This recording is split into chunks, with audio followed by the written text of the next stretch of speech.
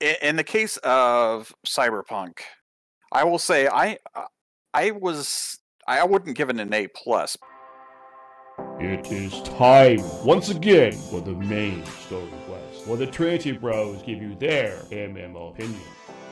Cyberpunk 2077 has been in the news recently. It was not on any of the award shows because it was kind of too new when it came out, but see the Game Award show that we watched. But Cyberpunk 2077 has had some issues, okay? I think mainly in the realm of the older platforms, PlayStation 4 and Xbox One, not necessarily on the PC or Xbox Series X or PS5. People are pissed, okay, and they want their money back.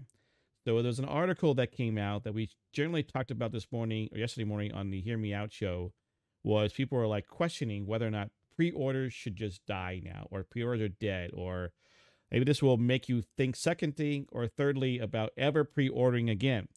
So I thought, why not ask the question here, okay? Because we've also done Kickstarters, like that one game we won't mention that I did not kickstart, but my buddies here have, as well as other games I had kickstarted that have been years along. Okay, so that now we are into the officially into the second decade of the 2000s. Is it time to stop tossing money into a hole? I've had this chat with my other son. I don't want to say my son because then Solomon gets all mad because I didn't mention him either. Okay, but my other son, and he is at the point, he's like, I am done, but he's not really. Okay, he'll pre-order Final Fantasy 14 sequels. Okay, he goes, I am done, but again, he'll pre-order a game he likes. Okay, but he's like, Bethesda, BioWare, EA, the big companies. He's like, I'm done. They've lost, or even Ubisoft, they've lost their caveat, their cachet. Okay, now CD Projekt Red had a sizable following saying, hey, you really do good jobs, and you basically will wait to put out good games. Then they lost part of the reputation because it wasn't that the game had issues. Okay, it was because they kept saying it's good, it's good, it's good, released it, oh, it's not good enough, and you should have told people. Okay, game so though. Anyway. Huh? It's a good game. A+ in my book.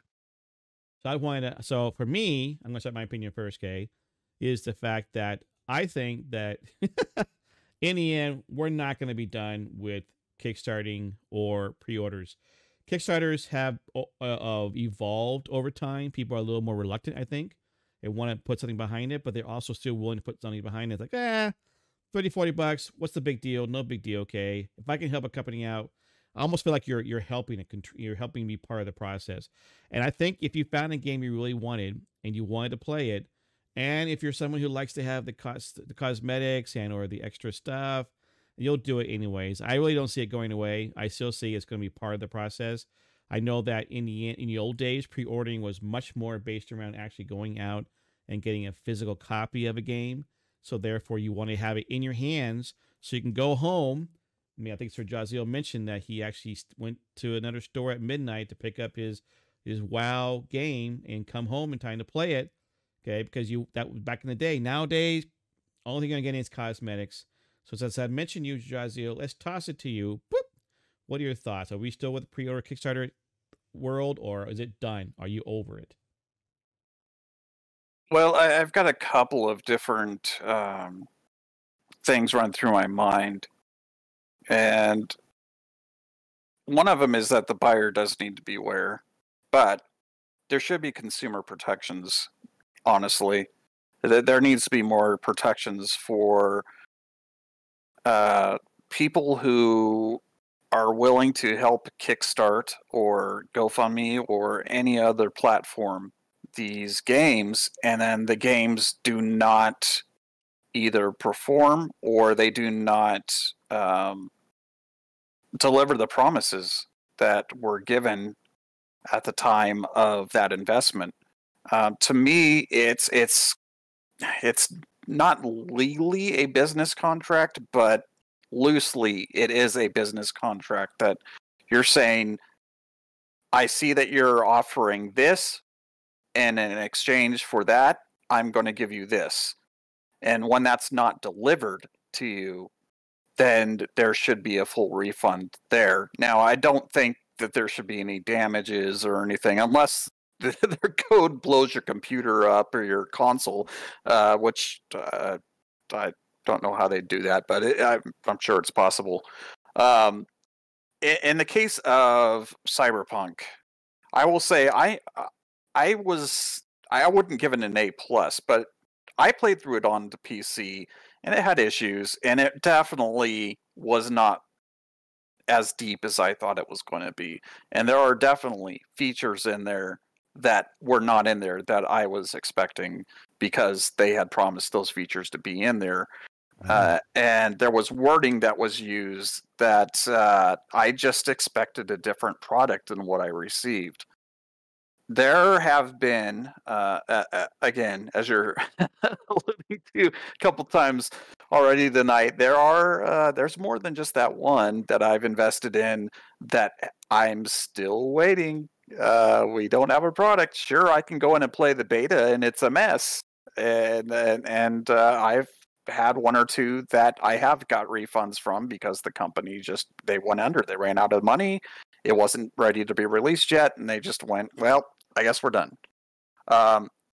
So I don't think overall that it's done. I think that people are going to do that buyer beware. They're going to take that more seriously now. Hopefully, all of you start taking that more seriously, and we start thinking about things like that. Is this a studio that has put out a product, a game that you have, or software that you've enjoyed in the past, and you trust that they're going to deliver what they're promising? Or is this some new studio put together, maybe with a couple of devs and CEOs and COOs and everybody else, that's kind of came together from a previous studio that you had faith in, such as we've been talking a little bit about all these ex-Blizzard employees, Activision employees that have came together and made their own little studios, and they're working on projects. People that we trusted in the past that delivered something. I would still say buyer beware, man, and just I sound like I'm being so pessimistic tonight, but the thing is, you have to be mindful that you probably are not going to get the product that you have in your mind. And I am getting to the point. This is just on a personal level. I'm not saying that everyone else should feel this way, but I am starting to get to the point where I'm like, we'll take what they're saying and we'll dial it down by 50%, and I'll expect that. And if I get that, then I'll be happy. And hopefully they can tack on the other stuff with an expansion or with patches or whatever later on. Especially if you're talking MMOs that are just a perpetual forever. Well, not forever, as we just talked about all the RIPs earlier, the F's in chat. But, a good decade, hopefully, that they last, that they'll provide that for you. Yeah. But like I said, I do wish that there were more consumer protections for situations where, wow, they did not deliver what I paid for at all. And I will say, while Solomon and I had pretty good experiences with Cyberpunk, which isn't an MMO, they are supposed to put an online co-op or MMO version of it at some point, but we'll see. I do know several people that played it on consoles, and it was awful. Almost unplayable. They definitely deserve a refund. That's just not. That's not right. It's not right at all. Thing. I like your idea. You thought first off, Kickstarters. We all know buying into it that you put money in, you're probably going to lose it. That's why anyone who's suing for Chronicles of Illyria, I think, is stupid, because you knew going in, you signed Kickstarter. It talks about that. Okay, it literally is saying you will lose your money, and people who Kickstarter know that. True. The Cyberpunk one is different because they literally put money down for a game that they're being told would work, and it doesn't work.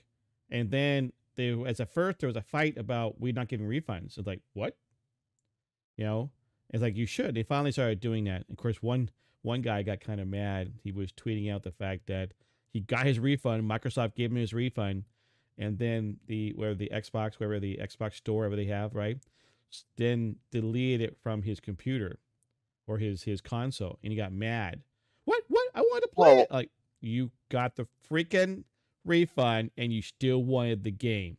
Yeah, that's a lying piece of whatever. If you're going to get whatever you traded for that, it would be the same if you went to the store and you bought a T-shirt, and the T-shirt says XXL on it, but it's actually a large, just a regular large. You take it back to the store and you say, I want my money back. They're not going to let you keep the shirt, too. You got to trade back whatever you traded for that. And in this case, you trade money for that product. So that's all right, Solomon. Interesting. What are your thoughts on all of this? To kind of digress a little bit, your story about that guy earlier who wanted the refund and wanted to keep the game. There was a story that I heard where a streamer, I forgot his name, but he held like a contest where you get a free copy of any game of your choice, and the person wanted a copy of Cyberpunk, and this was like months ago, like months before the game was released, and the game finally released, and then the guy who won contacted the guy the streamer who did the contest. He's like, you know what? I don't want this game anymore. It's a really bad game. So if you could refund me, or at least give me a like $50 gift card or something like that, like, you know, I think we could settle the issue that way. And he's just like, wait, lame. Yeah, I give you a free copy of a game, and you feel like you're owed a $50 game card because the game sucked. How is that my fault? Yeah. And the guy's like, well, if you don't give me that $50 game card, then I'm gonna leak our DMs and basically try to cancel you. Okay, but the streamer leaked the DMs anyways. Like, he's the first, he did it first, and everybody's lame. I know. Yeah. So many people feel entitled. That's a totally different topic. Oh yeah, that was a simpler. pretty bad entitlement. People who get mad about the game being bad and they want something, whatever. Okay. I had a good laugh when I read that. Anyways, in terms of pre-orders, my opinion of pre-orders kind of shift over the years. I used to pre-order a lot, like 10 years ago. I was an avid collector of just games in general, especially physical copies. Like, I still am. But I would generally pre-order something if I knew there was a limited amount of something that I wanted. And I come at it more so in, like, I wouldn't say archaeological point of view, but like, oh crap, you know, like this could be worth a lot of money, like, you know, 5, 10, 20 years down the line or something like that. So I generally agree with the pre-order,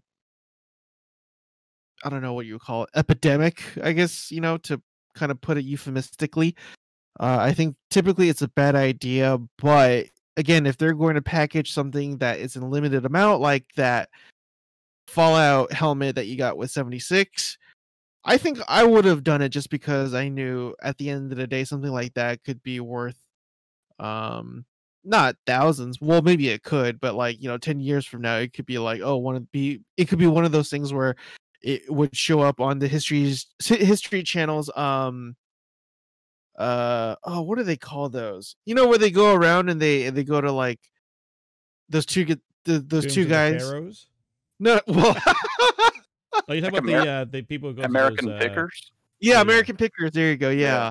Like my imagination kind of likes to run wild, and it's just like, hey, what if like they find my, you know, collector's edition 100 years from now in some random garage, and, you know, stuff like that. So that's why I do it, just for the, you know, for the novelty of things.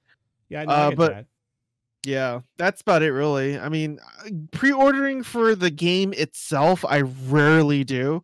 I didn't No, that's a lie. I did pre-order it, but Cyberpunk 2077, but that was like I purchased it before it came out because I wanted to pre-download it. You know, I didn't want to wait for long queue times, potential long queue times of just like sitting there waiting for the game to download. So that's why I bought it before it came out. Other than that, the last game that I pre-ordered, I can't even remember. It's been that long, so yeah. Well, I know I pre-ordered Shadowlands because I had to do the launch day, even though I did it like the day before the launch day. I was not. To me, the perks weren't worth it. Except I just want to be one of the first ones in. And then I know that prior. I mean, obviously Fallout 76 I did for sure. I also pre-ordered Mass Effect Andromeda, and I think I might have pre-ordered Anthem, which is why my son just shakes his head. But I don't regret pre-ordering the Fallout 76. I got the power armor helmet. That's what I did it for. You know, otherwise I wouldn't have been able to get it. So yeah. Yeah, the helmet's cool. I said I think I'm not going to stop pre-ordering it. It depends on the game. I mean, Lily, some companies still have earned my respect and my trust in them. Others, I'm hesitant. Like if they do ever, I mean, they've teased the idea of a new Mass Effect, not the Mass Effect remaster they're working on, or teasing that one too, but literally new Mass Effect. And I'm thinking, you know, I got burned with Andromeda. I might still pre-order that one anyways, just because I would think they were to make a change. And again, Anthem didn't quite work out the way I thought it would be. Like, hey, they learned the lessons from other games, and so they won't make them for Anthem. So, anyways, anybody in chat or anybody in watching these videos, let us know what you think. You know, comment below. We would love to hear your responses on this stuff and see what you do. Do you kickstart? Do you pre-order? Or have you sworn them off now? You got burned too many times. You were left at the altar one too many times, and you're like, nope, I'm not getting married ever again. Check out the further adventures of Kennethan by liking and subscribing and watching me live on twitch.tv/Kennethan.